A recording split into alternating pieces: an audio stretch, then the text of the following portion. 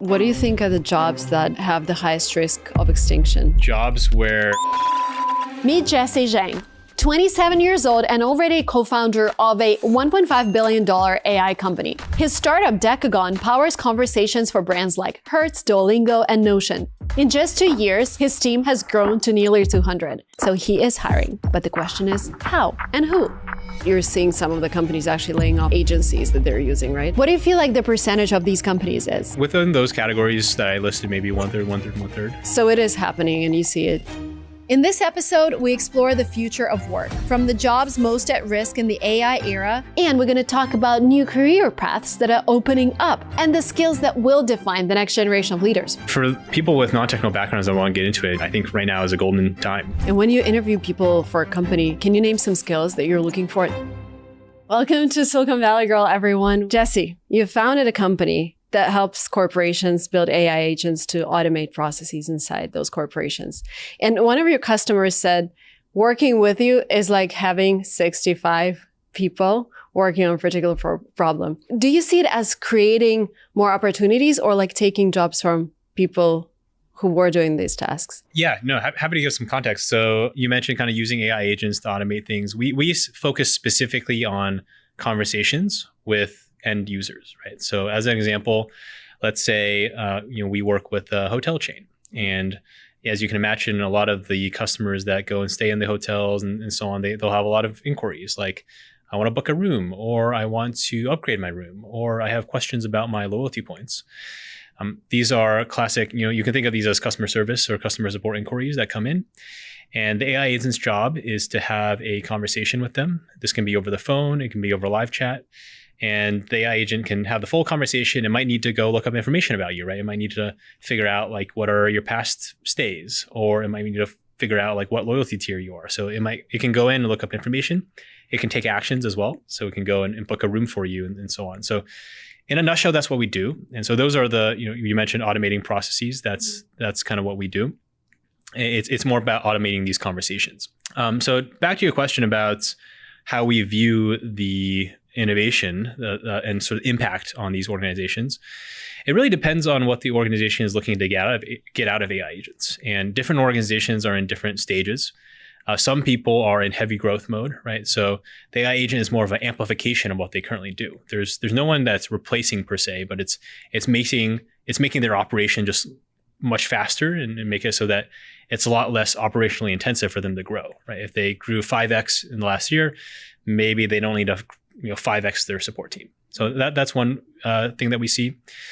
Other organizations that we talk to are more focused on the quality of experience. Maybe they just don't care about cost, so they don't really care how many.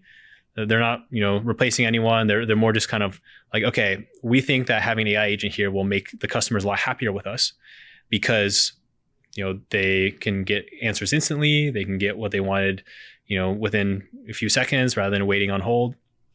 And so that's what we're seeing. And those are kind of different profiles. And of course, there is also a third category of company where maybe they're just in cost saving mode. And so what they're using AI for is kind of making their operations more efficient and either reassigning those folks to other jobs, or more realistically, sometimes they're using like outsourced agencies, and they can downsize those, right? So those are the three categories of companies, and we're seeing kind of a pretty good diversity between those. Yeah, because I feel like when we're talking about jobs that might get eliminated by AI, we talk about those like customer support roles first.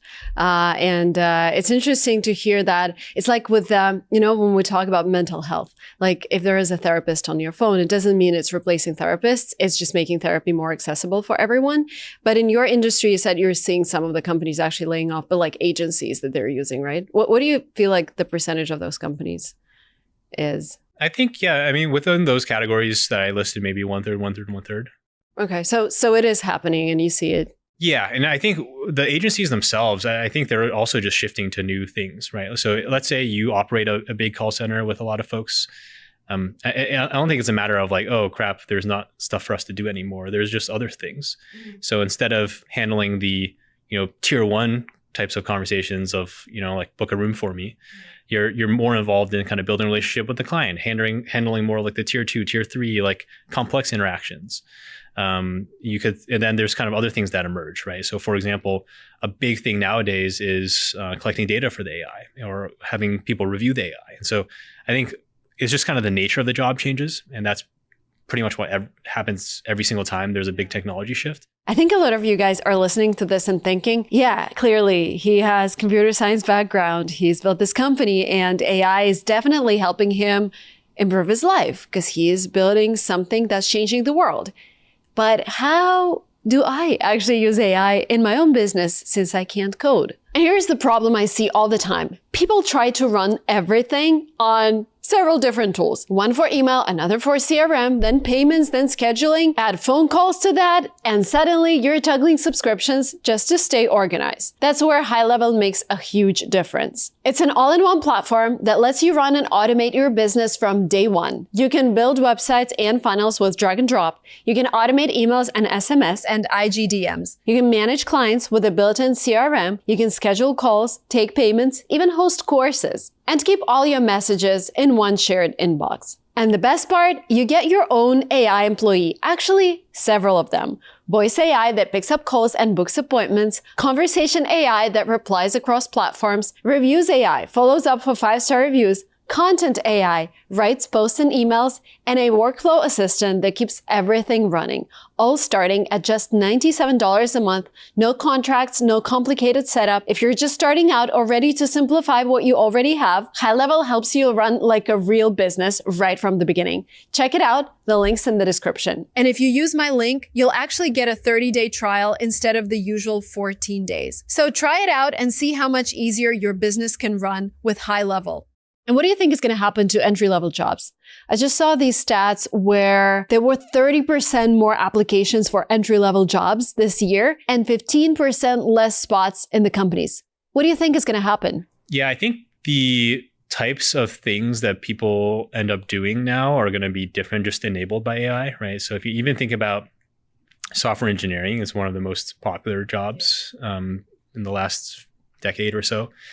We have a lot of software engineers, and there's no way we will slow down on hiring a software engineer anytime soon, because the amount of software that you need to build is kind of like uncapped. It's more and like it's the more people exponentially growing, you have. I feel like. Exactly, right? Like the more people you have, the faster you can get there almost.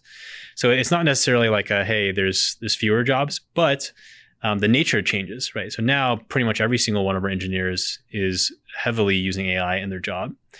And it's kind of one of those things where it's hard to quantify exactly what the impact is. One, because we started the company after that technology was there. So like we've always had that technology. But even if you kind of compared someone just coding by themselves